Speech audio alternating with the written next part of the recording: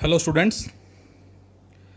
बच्चों, हमने laws of motion जो है बेटा यूनिट नंबर 3 उसको स्टार्ट किया था और जिसमें पार्ट फर्स्ट हमने डिस्कस किया था कल, जिसमें बेटा गैलीलियोज लॉ ऑफ इनर्शिया के बारे में हमने बात की थी कि इनर्शिया का जो कॉन्सेप्ट है वो हमसे क्या कहना चाह रहा है। एरिस्टोटेल ने क्या कॉन्सेप्ट दिया था और किस तरह से गैलीलियो उस कॉन्सेप्ट से एग्री नहीं था। फिर उसने अपने एक्सपेरिमेंट्स के बिहाफ पे जो आंसर दिया, उसका जो फाइनल कंक्लूजन क्या था, वो बच्चों हमने कल डिस्कस किया था पार्ट फर्स्ट में। और जहाँ से हमें जो आंसर मिला था, जो कि गैलीलियो का कंक्लूजन था, तो आंसर था if the net external force is zero, a body at rest continue to be at rest and a body in uniform motion continue to move uniformly along the same straight line and this is the Galileo law of inertia। और इसी को ही हमने law of inertia का नाम दिया था बच्चों। तो ये हमने डिस्कस किया था पार्ट फर्स्ट में। आज बेटा हम डिस्कस करेंगे पार्ट सेकंड, और इस पार्ट सेकंड में हम स्टडी करेंगे इनर्शिया की टाइप्स जो है वो कौन कौन सी हैं। इनर्शिया क्या है ये हमने बात कर ली है। Types of inertia with examples जो है वो हम आज इसके बारे में डिस्कस करने वाले हैं। और यहाँ से हम बेटा 1 मार्क या फिर 2 मार्क का जो क्वेश्चन है 2 मार्क्स में, वो कह सकते हैं हमारा एग्जाम पॉइंट ऑफ व्यू से इंपॉर्टेंट है। जनरली जो क्वेश्चन आता है उसमें एग्जाम्पल गिवन होता है और हमसे पूछता है कि इसके पीछे क्या प्रिंसिपल काम कर रहा है। इनर्शिया ऑफ रेस्ट है, इनर्शिया ऑफ मोशन है, या फिर इनर्शिया ऑफ डायरेक्शन है। और बच्चों, जो मैं डिस्ट्रिक्ट लेवल पे अपनी जो टीम को लेकर जाता हूँ साइंस क्विज के लिए, उसमें भी एक्टिविटी आती हैं इस इनर्शिया पे बेस्ड। उसमें बच्चों को एक्टिविटी दिखाई जाती है बेटा, और उस एक्टिविटी के बिहाफ पे बच्चों से पूछा जाता है कि क्या मैकेनिज्म काम कर रहा है। जैसे अभी मैं बताऊँगा आपको आगे कि लास्ट ईयर जो हमारे बच्चे गए थे उसमें क्या उनसे क्वेश्चन पूछा गया था। फिलहाल हम दोबारा से एक बार रिपीट करते हैं लॉ ऑफ इनर्शिया, जैसा कि हमने कल स्टडी किया था। And law of inertia states that a body has the inability to change its state of rest और state of uniform motion as well as direction of motion by itself. यहां word लिखा है बच्चों inability, इसका मतलब असमर्थ। This is the असमर्थ। अब बॉडी कोई भी अपने आप में असमर्थ है। किस बात में असमर्थ है? अपनी स्टेट को चेंज करने में असमर्थ है। रेस्ट में है तो बच्चों वो रेस्ट में रहना चाहेगी, और यदि वो एक यूनिफॉर्म मोशन में है, यूनिफॉर्म मोशन भी बहुत सारे हैं लेकिन इसी में मैंने वर्ड लिखा है कांस्टेंट वेलोसिटी। और वेलोसिटी कांस्टेंट का मतलब बच्चों ना तो मैग्नीट्यूड चेंज हो रहा है ना ही direction, that is straight line motion. यदि कोई बॉडी जो है वो रेस्ट में है तो बच्चों रेस्ट में रहना चाहेगी, और यदि मोशन में है तो वो यूनिफॉर्म मोशन में ही रहना चाहेगा अलोंग द स्ट्रेट लाइन। वो अपनी डायरेक्शन को, अपनी स्टेट को खुद ब खुद चेंज नहीं करेगी। और इसी को ही बेटा हमने नाम दिया था लॉ ऑफ इनर्शिया का। तो ये किसी भी बॉडी की इनएबिलिटी है, मतलब कोई भी बॉडी अपने आप में असमर्थ है। किस बात में असमर्थ है? To change its state of rest, state of motion as well as state of direction by its own, अपने आप में। उसी को हमने नाम दिया था लॉ ऑफ इनर्शिया। और we can say inertia the inherent property of a body by virtue of which it can not change its state of rest, और we can say state of uniform motion along a straight line by itself. तो किसी भी body का बच्चों वो गुण जिससे वो अपनी state of rest as well as state of uniform motion की अवस्था को चेंज ना करे, उसी को ही बच्चों हमने इनर्शिया का नाम दिया है, जिसको हम जड़त्व बोलते हैं। इसको समझने के लिए और अच्छे से हमने एक एग्जाम्पल लिया बेटा। इस एग्जाम्पल में बच्चों हमें 2 ब्लॉक्स नजर आ रहे हैं, ए एंड बी, जिसमें ए जो ब्लॉक है ये मैंने थोड़ा बड़ा बनाया है and the block B is small. The block A having mass capital M and block B having mass small m। और आपको साफ पता लग रहा है बच्चों कि कैपिटल M जो है बेटा वो स्मॉल m से ज्यादा है। अब बच्चों हमने दोनों पे सेम फोर्स अप्लाई कर दिया। ये दोनों ब्लॉक इनिशियली रेस्ट में है और जैसे ही इनको मोशन में लाने के लिए हमने सेम फोर्स अप्लाई किया, तो जरा सोचें कि क्या ये जब जाके आगे रुकेगा और ये भी जाके आगे रुकेगा तो दोनों में से किसका डिस्टेंस कम होगा और किसका डिस्टेंस ज़्यादा होगा? दोनों सेम सरफेस पर भी रखे हुए हैं। तो वीडियो पॉज करके आप खुद सोचें कि जब दोनों पे सेम फोर्स अप्लाई करेंगे रेस्ट से मोशन में लाने के लिए, तो किसका डिस्टेंस कम होगा और किसका डिस्टेंस ज़्यादा होगा? तो यहां से आंसर क्या मिलेगा? आंसर मिलेगा इसका डिस्टेंस कम होगा, इसका डिस्टेंस ज़्यादा होगा। तो यही बात हमने इस पैराग्राफ में लिखी है, जिसको मैंने नोट का भी नाम दिया है।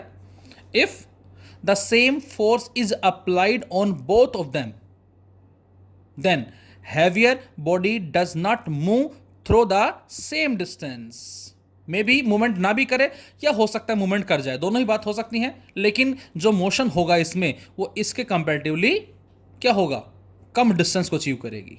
हैवियर जो है बेटा ये कम डिस्टेंस को अचीव करेगी और जो लाइटर है ये ज़्यादा डिस्टेंस को अचीव करेगी।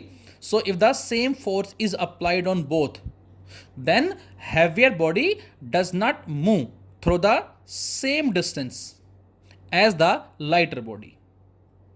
सो we can say the heavier body resist का मतलब रोकना, अपोज करना। Heavier body resist more to the change in its state of rest than lighter body. तो हैवियर बॉडी जो बेटा वो रजिस्ट करेगी किसको? अपनी अवस्था जो रेस्ट की है उसको चेंज करने के लिए रोकेगी। सो we can say more is the mass, more will be the inertia. मतलब एक में मान लेता हूं 4 किलोग्राम है, एक मान लिया 1 किलोग्राम है, तो इसका मतलब इसका मास ज़्यादा है, तो इसको रेस्ट से मोशन में लाने के लिए बच्चों हमें उतना ही ज़्यादा फोर्स लगाना पड़ेगा। मतलब इसकी स्टेट को चेंज करने के लिए ज़्यादा फोर्स लगाना पड़ेगा। इसका उल्टा भी हो सकता है, मोशन से रेस्ट में लाने के लिए भी हमें उतना ही ज़्यादा फोर्स अप्लाई करना पड़ेगा। The reverse is also true. So we can say more be the mass then more be the inertia. तो बच्चों इनर्शिया कुछ और ना होके मास जो होता है किसी बॉडी का, दैट मेजर्स द इनर्शिया। सोच के देखें कि आपके पास दो ब्लॉक ले सकते हैं या कुछ और एग्जांपल आप लेके देखें, और दोनों सेम सरफेस पे रखे हुए हैं, दोनों पे हमने सेम फोर्स अप्लाई किया, एक ने चलना शुरू कर दिया जबकि दूसरे ने अभी चलना स्टार्ट नहीं किया, और चला भी है तो कम डिस्टेंस को अचीव किया। तो यहां जो हम आंसर देते हैं बेटा वो उनके मास के बेसिस पे आंसर देते हैं। मतलब वो अपनी रेस्ट की पोजीशन को चेंज नहीं करना चाह रहा, तो इस प्रॉपर्टी को हमने इनर्शिया का नाम दिया। तो यहां पर मास जितना ज्यादा होगा उतना इनर्शिया ज्यादा होगा। इनर्शिया ज्यादा होगा मतलब उसको रेस्ट से मोशन में लाने के लिए उतना ही ज्यादा फोर्स लगाना पड़ेगा। उल्टा उसको मोशन से रेस्ट में लाने के लिए भी हमें उतना ही ज्यादा फोर्स अप्लाई करना पड़ेगा। आगे स्टडी करेंगे हम कि सामने से एक ट्रक आ रहा है और एक कार आ रही है। अब दोनों सेम स्पीड से आ रहे हैं, तो दोनों को रोकने के लिए किस पे हमें फोर्स कम लगाना पड़ेगा और किस पे ज़्यादा? तो आंसर है ट्रक जो है बेटा उस पे हमें ज़्यादा फोर्स अप्लाई करना पड़ेगा क्योंकि उसका इनर्शिया ज़्यादा है। So mass measures the inertia. Now the types of inertia. तो बच्चों इस इनर्शिया को हमने 3 कैटेगरीज में डिवाइड कर दिया बेटा। First one is inertia of rest, second one is inertia of motion, third one is inertia of direction. हम केवल एक याद कर लें और उसमें थोड़े थोड़े पॉइंट्स को चेंज करते चले जाएं, वही हमारा मोशन एज वेल एज अगला डायरेक्शन बन जाएगा। So let us discuss inertia of rest, inertia of motion as well as inertia of direction. First inertia of rest. तो इनर्शिया ऑफ रेस्ट बच्चों हमसे क्या कहना चाह रहा है? तो आंसर है ये किसी भी बॉडी की वो टेंडेंसी होगी, the tendency of a body to remain its position of rest. कोई बॉडी रेस्ट में है तो वो रेस्ट में ही रहना चाहेगी, वो अपनी पोजीशन को चेंज नहीं करेगी खुद ब खुद, अपने आप में वो असमर्थ है अपनी स्टेट ऑफ रेस्ट की पोजीशन को चेंज करने में। The tendency of a body to remain in its position of rest is called inertia of rest. ये हमारे एक सिंपल डेफिनेशन हम कह सकते हैं। बुक में हमें कुछ इस तरह से लिखा मिलता है, it is the inability of a body, कोई भी बॉडी अपने आप में असमर्थ है, to change by itself its state of rest, अपने स्टेट ऑफ रेस्ट को चेंज करने में कोई बॉडी अपने आप में असमर्थ होती है। This means A body at rest remains at rest and can not start moving on its own, वो अपने आप मोशन में नहीं आएगी। बच्चों यहां पर हमने एक ग्लास लिया जिसमें वाटर फिल्ड किया हुआ है बेटा, और इसके ऊपर एक गत्ते का टुकड़ा हो गया, कार्डबोर्ड पीस है, आपने पढ़ा भी होगा आई थिंक 9th क्लास में, और इसके ऊपर हमने एक कॉइन को पुट कर दिया, एक सिक्का लिया हमने, 1 रुपए का 2 रुपए का जो भी है, और उसको रखा। क्या होगा जब हम इस गत्ते को एकदम से झटके से इसको खींच लेंगे या इसको इस तरह से स्ट्राइक कर देंगे हम, देन व्हाट विल हैपन? सोचिए जरा। तो आंसर है whenever we strike the cardboard piece suddenly with a finger then the coin falls into the glass. अब कॉइन जो है ग्लास में गिर जाएगा। क्यों गिर जाएगा? इनर्शिया ऑफ रेस्ट की वजह से। ये अपनी पोजीशन को चेंज नहीं करेगा, ये इस बात का मतलब है। लेकिन जो इसको सपोर्ट मिल रहा है वो हट गया और उसकी वजह से तुरंत ये नीचे गिर जाएगा। तो ये अपनी इसी पोजीशन को मेंटेन करना चाहेगा। किसकी वजह से? इनर्शिया ऑफ रेस्ट की वजह से। तो ये रेस्ट में ही रहना चाहेगा। तो ये हमसे कहना चाह रहा है then the coin falls into the glass, this happened on account of inertia of rest of the coin. तो बच्चों ये हमें उस साइंस क्विज में एक्टिविटी दिखाई गई थी। वहां पर स्क्रीन के ऊपर कंप्लीट एक्टिविटी चल रही थी ये, और एकदम से कोई पर्सन ने इसको एकदम से पुल किया और वो कॉइन नीचे गिर गया। और बच्चों को 10 सेकेंड्स का टाइम दिया गया था, आई थिंक 15 सेकेंड्स का टाइम दिया था, जिसमें पूछा था बच्चों से कि बेटा ये बताओ कि क्या मैकेनिज्म काम कर रहा है। तो आंसर है इनर्शिया ऑफ रेस्ट काम कर रहा है, या इनर्शिया भी बोलते हैं तो भी ठीक है। तो ये हमारे पास इसका आंसर होगा। और आपने ऑब्जर्व किया होगा कि जब भी हम बस में बैठे हैं और अचानक से ड्राइवर बस को चलाना शुरू कर दे एकदम से, देन व्हाट विल हैपन? तो आंसर है कि जो पैसेंजर्स बैठे हुए बस में या हम बैठे हुए हैं, हम पीछे की तरफ गिर जाते हैं। तो यहां पर भी इनर्शिया ऑफ रेस्ट की प्रॉपर्टी जो काम कर रही है। कैसे? तो आंसर है कि जब हम बस के अंदर बैठे होते हैं बेटा, लाइक दिस पर्सन, तो हमारा जो पांव है वो टच किससे है? बस के फ्लोर से। और अपर बॉडी पोर्शन ये हो गया। तो अपर पार्ट जो कि फ्लोर से अटैच है, लोअर पार्ट उस फ्लोर से अटैच है। जैसे ही बस चलना स्टार्ट करेगी, उसका लोअर पार्ट जो होगा हमारे बॉडी का, वो उसके एकदम से मोशन में आ जाएगा। लेकिन अपर पार्ट रेस्ट में रहना चाहेगा बच्चों, due to inertia of rest. So whenever a bus suddenly starts moving forward, then the passengers fall backward because of the lower part of the body of passengers in the bus floor contact that comes into motion। जो हमारा lower part होता है, जो हमारे पांव होते हैं, वो उस बस के फ्लोर के कॉन्टैक्ट में होते हैं और वो एकदम से उसके साथ मोशन में आ जाएंगे along the bus while the upper part of the body remains at rest। लेकिन अपर पार्ट जो बच्चों वो रेस्ट में रहना चाहेगा। क्यों रहना चाहेगा? Due to inertia of rest. और इसकी वजह से ही हम एकदम से पीछे की तरफ गिर जाते हैं। ये ड्राइवर हमने मान लिया, ये पैसेंजर मान लिया, जैसे बस चलेगी तो एकदम से हम पीछे की तरफ गिर जाते हैं। तो ये होता है इनर्शिया ऑफ रेस्ट की वजह से। और आपने एग्जाम्पल देखा होगा, सुना होगा या महसूस भी किया होगा। सपोज आप मार्केट में गए हैं, वेजिटेबल्स हैं या फ्रूट्स वगैरह परचेज करने के लिए, और आपने एक थैला जो ले रखा है, उस थैले के अंदर बहुत सारे आलू डाल लिए आपने, टमाटो डाल लिए हैं, ऑरेंजेस डाल लिए हैं, बनाना डाल लिए हैं, बहुत सारी चीज़ें आपने उसमें डाल ली हैं उसके अंदर। और उस थैले का वजन बहुत ज़्यादा हो गया है, और जैसे आपने उसके हैंडल को पकड़ के उठाया तो एकदम से टूट गया, और उसके जो हैंडल जो हत्थे हैं वो हमारे हाथ में आ गए और थैला नीचे गिर गया। तो ये हुआ क्यों? इनर्शिया ऑफ रेस्ट की वजह से ऐसा होता है बच्चों। तो ये हमारा सेम कॉन्सेप्ट है, इनर्शिया ऑफ रेस्ट की वजह से। सेम ये आप एक्टिविटी घर में ट्राई कर सकते हैं। ये कर सकते हैं, ये कर सकते हैं, ये कर सकते हैं। ये देखें जरा, इसमें बेटा हमारे पास एक प्लास्टिक की बोतल है जिसको हमने अप्रोक्सीमेट हाफ वाटर से फिल्ड कर लिया है, और इसको सिंपल जो हमारा थ्रेड होता है, जो हमारे धागी गिट्टी होती है, धागी गिट्टी, उसके थ्रेड को हमने यहां से अटैच कर दिया। First case. नाउ अब हमने इस थ्रेड को बिल्कुल धीरे धीरे धीरे धीरे ऊपर की तरफ खींचना शुरू किया। हम क्या देखेंगे बच्चों? हम देखेंगे कि बोतल उसके साथ धीरे धीरे ऊपर आ रही है। लेकिन जैसे ही इस थ्रेड को झटके से खींचेंगे आप, ये थ्रेड टूट जाएगा, बोतल ऊपर नहीं आ पाएगी due to inertia of rest. यहां पर भी हमारा जो कॉन्सेप्ट काम कर रहा है बच्चों, वो इनर्शिया ऑफ रेस्ट ही काम कर रहा है। That is when we pull the cotton thread, when we pull slowly, then bottle be also lifted up, but when we pull the thread quickly, then it breaks due to inertia of rest। तो यहां पर inertia of rest की वजह से ऐसा होता है। तो यहां से हमारा कहलाता है inertia of rest। इसी कैटेगरी में इसमें एग्जाम्पल और भी आप डाल सकते हैं कि जब हम किसी पेड़ की ब्रांच पे चढ़ गए हैं, उस पर बेर लगे हुए हैं या आम लगे हुए हैं, और उसको जोर जोर से हम हिला रहे हैं, तो क्या होगा? सारे ब्रांचेस मोशन में आ जाएंगी, लेकिन जो उस पर जो फ्रूट हैं वो सारे रेस्ट में रहना चाहेंगे due to inertia of rest. और उसी की वजह से क्या होगा, वो वहां से अलग हो गए लेकिन रेस्ट में रहना चाहेंगे, बट फोर्स ऑफ ग्रेविटी उसको खींचेगा, तो जिसकी वजह से वो नीचे गिरना शुरू हो जाते हैं। सेम जो हमारा कारपेट होता है, उसको जब हम स्टिक से बीट करते हैं तो डस्ट पार्टिकल रिलीज हो रहे हैं बेटा। यहां पर भी इनर्शिया ऑफ रेस्ट ही काम कर रहा है। सेकंड है बच्चों इनर्शिया ऑफ मोशन। अब पहला हमारा इनर्शिया ऑफ रेस्ट क्या था? The tendency of a body to remain in its position of rest. अब इसमें क्या लिखा बेटा?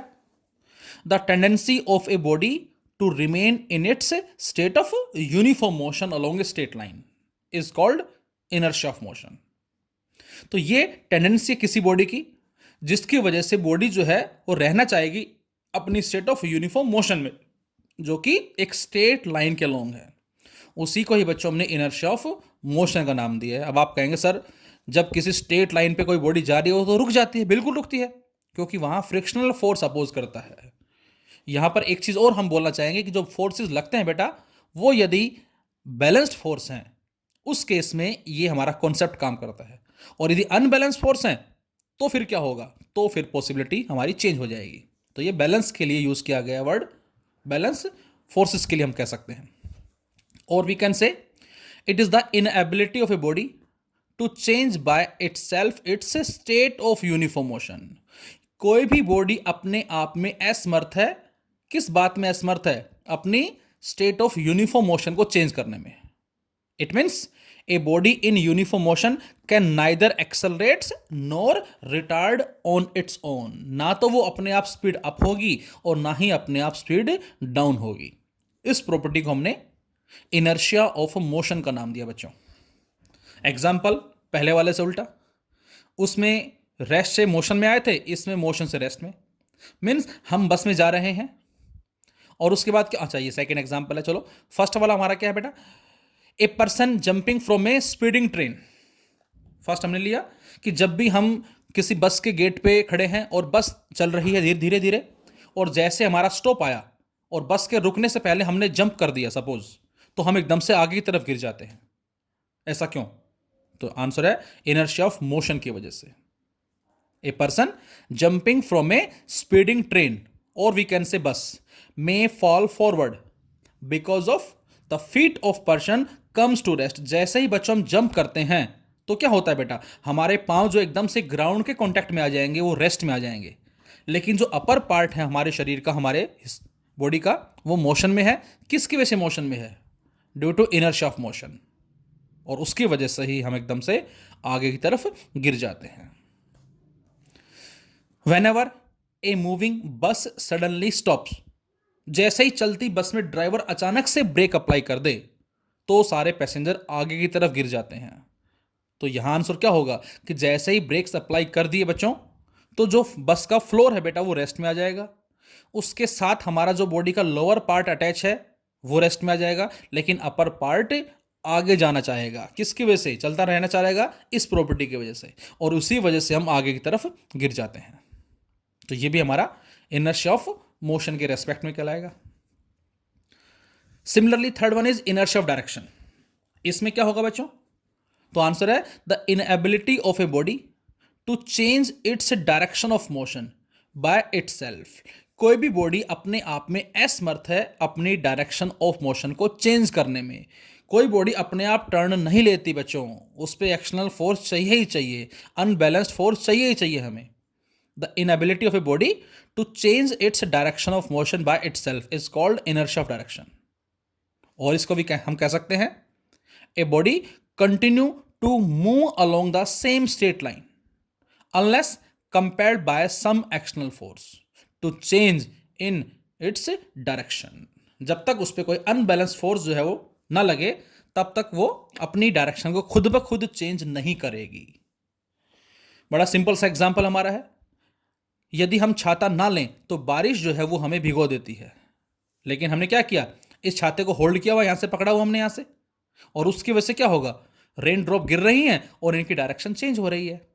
सो an umbrella protects us from rain, it is based on the property of inertia of direction. The rain drops falling vertically downward can not change their direction of motion, वो अपनी direction of motion को खुद ब खुद change नहीं करेगी और उसकी वजह से क्या होगा, और वो हमें भिगो देगी। तो उससे बचने के लिए बच्चों हम अम्ब्रेला को यूज करते हैं।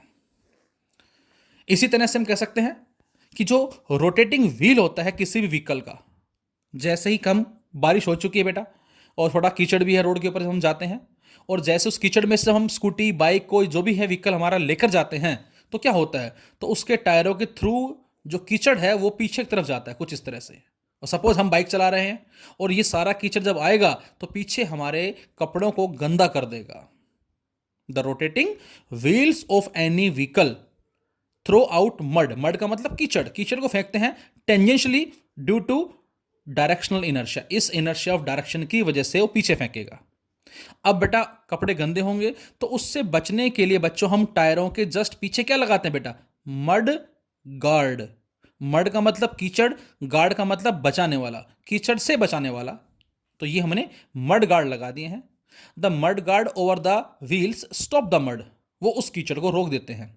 And protecting the clothes of driver of the vehicle या बाइक जो भी है उसके कपड़ों को गंदा होने से बचाते हैं। तो ये भी हमारा इनर्शिया ऑफ डायरेक्शन के रेस्पेक्ट में ही है। और इसी के साथ साथ कह सकते हैं क्या, व्हेनेवर ए नाइफ, आजकल तो हम चाकू खराब होते ही नया चाकू ले आते हैं मार्केट से, लेकिन बच्चों हमें आज भी याद है जब हम गांव में रहते थे तो गांव में हमारा जो कैंची है या चाकू जो है बूढ़ा हो जाता था, उसको शार्प करने के लिए गांव में को अंकल आते थे हमारे साइकिल चलाने वाले, और ग्राइंडिंग स्टोन टाइप में जो हम कहते हैं, और वो कहते हैं भाई चाकू पहने करवा लो, धार लगवा लो, इस तरह से बोलते हैं। आपने आई थिंक देखे भी होंगे, सिटी के अंदर भी देखे होंगे।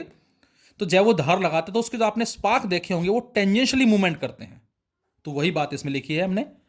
When a knife is sharpened by pressing it against a grinding stone, the sparks fly off along the tangent to the grinding stone on account of directional inertia। ये हमने एग्जाम में दिया था, 1 नंबर में एग्जाम में दिया था बेटा, कि जो हमारे स्पार्क्स जो उससे निकल रहे हैं ग्राइंडिंग स्टोन के कॉरस्पॉन्डिंग टेंजेंशियली जा रहे हैं, यहां पर क्या प्रॉपर्टी यूज हो रही है, कौन सा कॉन्सेप्ट यूज हो रहा है, तो आंसर है डायरेक्शनल इनर्शिया।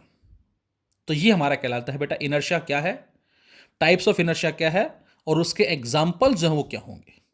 अब हम नेक्स्ट हमारा स्टार्ट करेंगे मोमेंटम के बारे में बात करेंगे, मोमेंटम क्या होता है, और उसके बाद फिर हम स्टडी करेंगे हमारे फोर्स, और उसके बाद हमारा आएगा न्यूटन के लॉज। तो बड़ा ही इंटरेस्टिंग कॉन्सेप्ट है बच्चों, तो इसको हम नेक्स्ट क्लास में इसको कंटिन्यू करेंगे। Thank you.